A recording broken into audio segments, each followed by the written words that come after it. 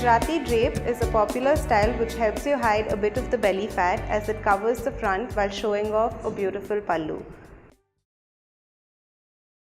Take the sari end from the top edge, tuck it in the petticoat starting from the right side of your waist across your left waist.